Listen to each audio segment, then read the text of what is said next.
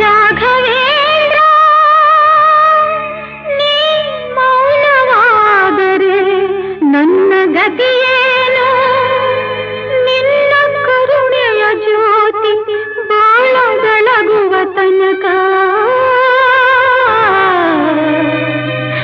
ಬಿಡೆನು ನಿನ್ನ ಪಾದ